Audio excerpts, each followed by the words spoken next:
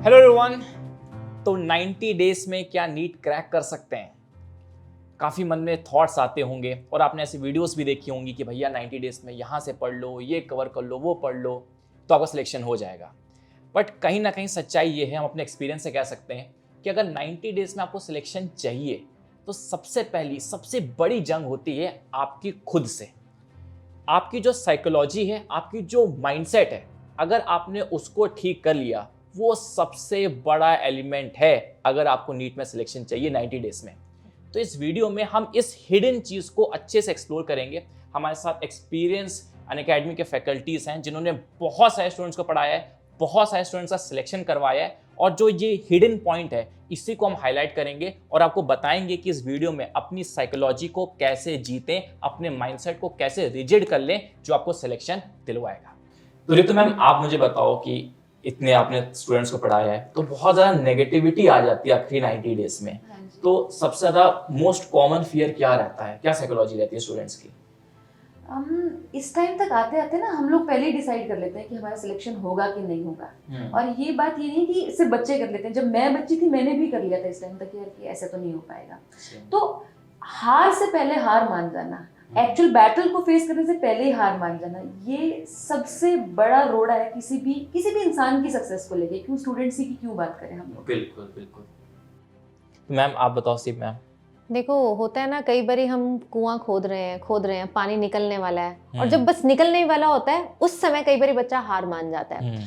तो इस समय मुझे ऐसा लगता है many students have made up their mind, जैसा कि मैम ने बताया, और ऐसा इसीलिए हो रहा है क्योंकि कहीं ना उनको डिमोटिवेशन हो रही है पीछे से। उनके शायद नंबर अभी कम आ रहे हैं, शायद वो कंपैरिजन जब करते हैं अपने साथ वाले बच्चों से, उनको लगता है कि यार मेरा स्कोर कॉन्स्टेंटली कम आ रहा है, मैं तो कहीं स्टैंड नहीं करूंगा, इतनी कम सीट्स हैं। बट वो ये रियलाइज नहीं कर रहा कि सब कुछ ये जो एक्चुअल बैटल है ये आपके माइंड की बैटल है। ये पढ़ाई तो देखो बहुत लोग कर रहे हैं, सबको पता है कहाँ से पढ़ना है, कौन सी अच्छी बुक्स हैं, कौन से अच्छे टीचर्स हैं, क्या सिलेबस है, लेकिन सिलेक्शन उसका होता है जो यहाँ माइंड से पहले ही जीत जाता है, पहले ही सोच लेते हैं कि यार मैं कर सकता हूँ। देखो, अगर अभी से हार मान लेंगे कि नहीं कर सकता तो यार तुम्हें तो छोड़ ही देना चाहिए, तुम जाओ अब अगले साल भी, मुझे तो डाउटफुल लगता है। Because attitude matters. आपका ये चीज एटीट्यूड दिखाती है कि आप अभी जंग शुरू होने से पहले ही बैकआउट कर चुके हो। तो यार जो जितने महीने भी हैं, आपने बोला 90 दिन है, मैं कहती हूँ 90 क्या 40 दिन हो, 1 दिन हो, 10 दिन हो, आपके माइंडसेट में ये रहना चाहिए कि यार अगर मैं पेपर दे रहा हूँ तो मैं अपना बेस्ट करके दूंगा, and then we'll leave the rest to God. अगर आपने मेहनत की है तो रिजल्ट अच्छा ही आएगा। एग्जैक्टली। अंजलि मैम आप बताओ क्या? तो जैसा मैम ने बोला, रितु मैम ने, डर बहुत ज्यादा बच्चे डर जाते हैं। एंड मैं बच्चों को क्लास में एक लाइन बोलती हूँ, यार तुम लोग मरने से पहले भूत क्यों बन जाते हो, मरने से पहले भूत बन रहे हो। बिल्कुल। तो मेरा ये मानना है ना कि कहीं ना कहीं बच्चे 3 महीने पहले इतना डिमोटिवेट होते हैं कि वो आज पे फोकस नहीं कर पाते कि आज क्या करना है, हमें आज क्या पढ़ना है। वो 3 महीने बाद की सोच रहे हैं कि 3 महीने बाद हमारा सिलेक्शन नहीं हुआ तो क्या करेंगे, पापा मम्मी क्या करेंगे, हमारी लाइफ के साथ क्या होगा, लड़कियों में हमारी शादी करा दी जाएगी, लड़के अलग सोच रहे हैं। तो मेरा ये मानना है कि 3 महीने का सोचो ही मत, 3 महीने का जो होगा हम बाद की बात है, भगवान के भरोसे, भगवान देखेंगे। हम आज क्या कर सकते हैं उस पर फोकस करें तो शायद 3 महीने में हम कुछ अलग ही कर दिखाएं। तो better to focus in one, कि भाई एक दिन फोकस करो, उस दिन पे रहो और उस दिन को अपना एक सक्सेसफुल डे बनाओ कि आज मैंने फोड़ा है। हर दिन फोड़ोगे तो 3 महीने बाद तुम कुछ अलग ही बड़ी चीज फोड़ के दिखाओगे। सोचने से ज्यादा करने पे बिलीव करो। राइट। सोचते रहोगे तो यार टाइम निकल जाएगी, पता भी नहीं चलेगा। 1.5 साल निकले वैसे 3 महीने भी निकल जाएंगे, तो छोटे जल्दी निकलेंगे। छोटे छोटे सक्सेस लो, एक दिन का सक्सेस, एक दिन का सक्सेस, और वो एक दिन का सक्सेस ना लॉन्ग रन में बहुत बड़ा सक्सेस बनता है। बिल्कुल। इसमें ना मैं एक पॉइंट ऐड करना चाहती हूँ, सभी बच्चों को के लिए बात कहना चाहती हूँ। तुम्हें क्या लगता है जब हम ग्रोन अप हो जाते हैं तो हम किस चीज से, मतलब मैं अगर अपनी बात करूँ तो किस चीज से मैं रोज जूझती हूँ? फियर आपका तब तक नहीं पीछे छोड़ेगा जब तक आप उसको फेस नहीं करोगे। चाहे तुम आज फेस कर लो अपनी नीट की प्रिपरेशन में, कल को जॉब में फेस कर लेना, ना तो कॉलेज में फेस कर लेना, नहीं तो अपनी शादी वाली लाइफ में फेस कर लेना। You will have to face your fears. एक बार फेस कर लो ना, जितनी जल्दी करोगे उतना पीछे जल्दी छूट जाएगा फियर से। एंड आई गेस हम अभी भी करते हैं, हर रोज कर रहे हैं। कितनी भी एज हो जाए आपका ये पीछा नहीं छोड़ेगा। लेकिन आपने नहीं चीज छोड़ेगा। सुनी होगी, इतनी फेमस ऐड है यार, डरो मत, डर डरो के मत, आगे डर के आगे जीत है। एग्जैक्टली। और एक और चीज है, जब हमारा फॉल्स कॉन्फिडेंस गिरता है ना, जब हम डरते हैं और हमारा कॉन्फिडेंस गिर जाता है, गिरने दो उसको एक बार, फिर उसके अंदर से जो निकलता है ना वो बहुत सॉलिड चीज बहुत निकलती solid है, चीज बहुत निकलती सॉलिड है। कॉन्फिडेंस निकलता है। और उसको फेस करके देखो एक बार, डर लग रहा है लगो फिर भी पढ़ते रहो, देखना एक ऐसा कॉन्फिडेंस आएगा जिससे कोई गिरा नहीं पाएगा। वो एक्चुअल कॉन्फिडेंस है जो तुम्हारी मेहनत से आएगा। एग्जैक्टली। आपने सुना ही होगा कि यार ऐसा नहीं है कि हर टॉपर भी जो है ना उसने भी बैड फेजेस देखे होंगे अपनी पूरी जर्नी में। जर्नी इज नॉट लाइक कि एक ऐसे ग्राफ चल रहा है वो ऊपर ही जा रहा है, नहीं बेटा, हर एक के ग्राफ नीचे जाता है ऊपर जाता है। आपको अपने आप को उठाना रहता है कि यार मेरे आज नंबर कम आए, कोई बात नहीं, I will work hard, I will work on my mistakes, मैं अपनी सारी चीजों को दोबारा से रिव्यू करूंगा and then I will move forward. And मैं यहाँ पे एक और बात ऐड करूंगी कि कई बार क्या होता है ना कि बच्चे, जैसे मैंने भी बताया, 3 महीने पहले हार मान के पढ़ना छोड़ दिया।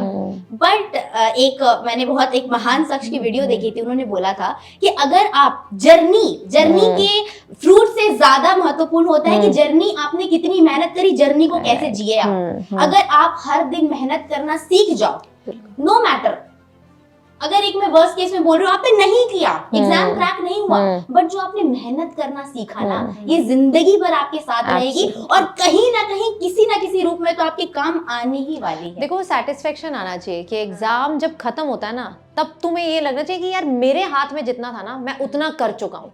ये फीलिंग सबसे बड़ी है। उसके बाद तुम्हारा क्रैक हो ना हो वो एक सेपरेट चीज है, बट आप उसके लिए बिल्कुल भी कमी पेशी ना छोड़ो। आपको एग्जाम दे के लगना चाहिए कि यार आई गिव माई 100%, इससे ज्यादा मैं नहीं कर सकता था। बस वही सेटिस्फेक्शन सबसे इंपॉर्टेंट है। और आप नोटिस करेंगे कि जब तुम ये सेटिस्फेक्शन लेके आओगे ना, सक्सेस ऑटोमेटिकली तुम्हारे पीछे आएगा। मैम आपकी बात से मुझे ध्यान आया, मैंने मेहनत करना अपने नीट की प्रिपरेशन की फेज में सीखा था कि एक्चुअल में मतलब उसके बाद से ऐसा कुछ हो गया कि मैं बैठती हूँ और मुझे लगता है कि क्या मैं ये टाइम प्रोडक्टिवली यूज कर रही हूँ या ये टाइम मैं वेस्ट कर रही हूँ। उससे पहले नहीं सोचती थी मैं। नीट ने मुझे मेहनत करना सिखाया, मुझे भी नीट ने मेहनत करना सिखाया। और हमारा नो मैटर, हमारा मैम आपका भी एग्जाम क्लियर नहीं हुई, मेरी भी एग्जाम क्लियर नहीं हुई, बट ठीक है ना, इट्स ओके, हमने मेहनत करना सीखा अपनी जर्नी से, और ये बहुत बड़ी बात है। फ्रूट के बारे में मत सोचो, जर्नी को जियो, मेहनत करो।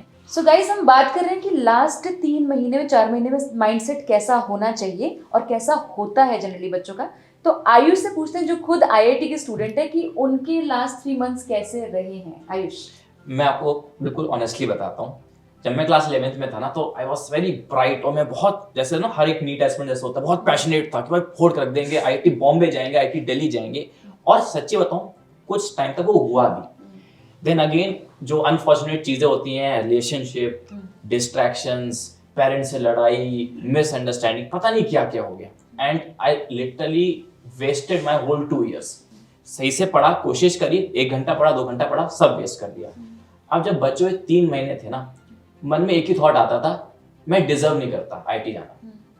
इवन इफ मुझे लग रहा है मेरे पास पोटेंशियल है, बट मुझे लगता है मैंने इतनी गलतियां कर दी ना लाइफ में, ये एक आईआईटी एस्पिरेंट ऐसा नहीं करता है, मैं डिजर्व नहीं करता हूँ। तो ये नेगेटिविटी बहुत भर गया कि था मुझसे तो और बच्चे ज्यादा डिजर्व करते हैं, क्योंकि मैं जब यहाँ पे रिलेशनशिप में टाइम वेस्ट कर रहा था, बाकी लोग तो पढ़ रहे थे ना।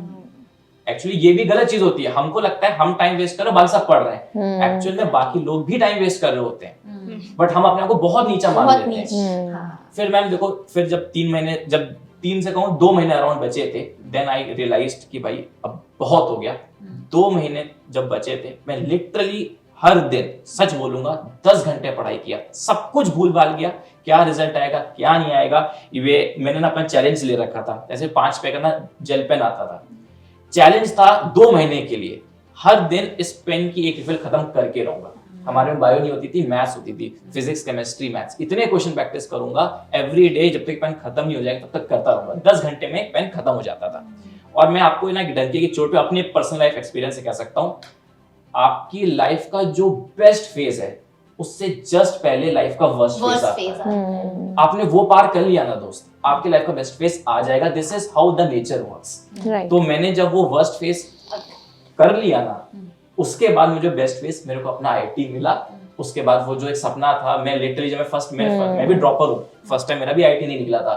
I saw my mother crying, I saw my father, मेरे पापा रोते नहीं, बट पापा के आंख में आंसू थे कि भाई बेटा तो इतना था पढ़ाई में अच्छा है। उनको मैं नहीं बता पाया ना कि रिलेशनशिप में सिलेक्शन नहीं हुआ है, उनको बता रहा था कि मैं कर नहीं पाया, मैं काबिल नहीं हूँ। तो आई सॉ दैट टीयर्स, वो वर्स्ट फेज देखा, बट अगेन उठा, सिलेक्शन लिया, आईआईटी की डिग्री ले ली। राइट। अब इस वीडियो को देख के लोग ब्रेकअप करने वाले हैं।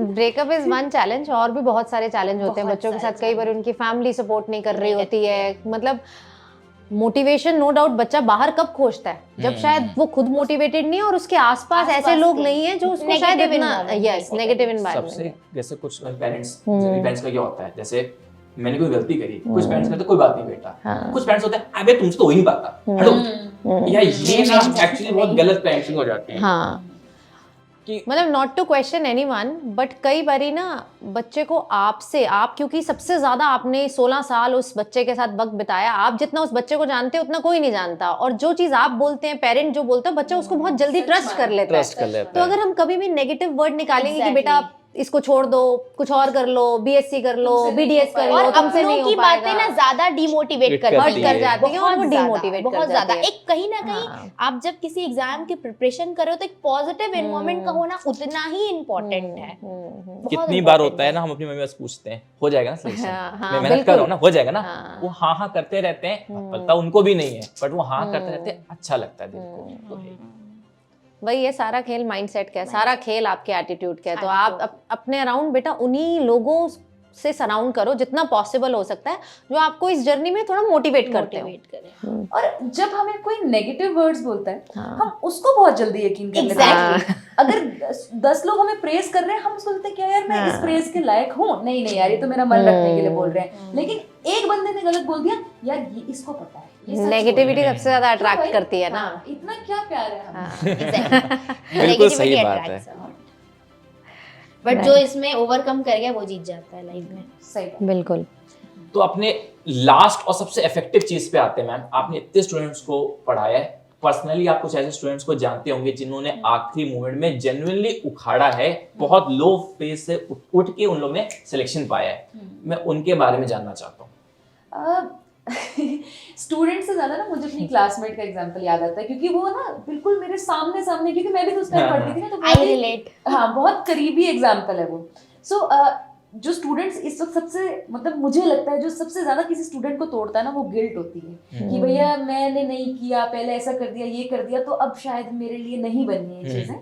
तो मेरी एक फ्रेंड होती थी, मेरी क्लासमेट होती थी, वो मेरा कोई रिलेशनशिप नहीं होता था उस टाइम पे, जब मैं 11वीं 12वीं में थी, उसका था। तो मैं सोचती थी यार इसका तो नहीं सिलेक्शन होगा, क्योंकि रिलेशनशिप हो गया तो अब तो आपका सिलेक्शन होगा ही नहीं, ऐसे सिखाते थे ना हम लोग को ये बातें। वो संडेज को मूवी देखने भी चली जाती थी, मैं नहीं जाती थी, क्योंकि भैया सिखाया जाता है कि आपने मूवी क्या देख ली, आपका तो सिलेक्शन ही नहीं हो पाएगा इस। तो मैं पढ़ती भी रहती थी, पर शायद ना मैं उस फोकस और उस कंसिस्टेंसी से नहीं पढ़ती थी जिसकी जरूरत थी। और वो क्या करती थी, वो मस्ती भी करती थी, लेकिन जब वो पढ़ती थी तो वो इतने फोकस से पढ़ती थी कि उसे ये भी नहीं आ जाता था कि कमरे में 4 लोग पढ़ रहे हैं तो 3 लोग और भी हैं। कहने का मतलब वो अपने एंजॉयमेंट के लिए भी थोड़ा थोड़ा टाइम निकाल लेती थी, ठीक है, अपने और चीजों के लिए भी टाइम निकाल लेती थी। और वो पढ़ाई को जब करती थी तो बड़े बड़े चंक्स में बहुत सीरियस होके, कंसिस्टेंट होके, फोकस होके करती थी। कहीं ना कहीं एक रिफ्रेशमेंट का होना भी और बहुत बिल्कुल। जरूरी है। जैसे स्कूल में हम लोग एक ही स्कूल में थे, तो वो क्या करती थी, हम लोग जैसे पेपर से 15-20 मिनट पहले हताश हो जाते थे कि यार ये पेपर की तो पढ़ाई हुई नहीं, इसमें तो कुछ नहीं हमारे नंबर आते। एंड तक वो एंड मोमेंट तक पढ़ती थी, जब तक कि वो क्लास के अंदर जा रही है ना, तब तक वो ऐसा देखती रहती थी। उसने कोई टॉपिक नहीं पढ़ा, वो तो भी पढ़ती हुई अंदर जाती थी और लास्ट में कॉपी रखती थी। हम लोग पहले हार मान जाते थे। एग्जैक्टली। उसने वो दिया, एग्जाम दिया, हमने भी दिया।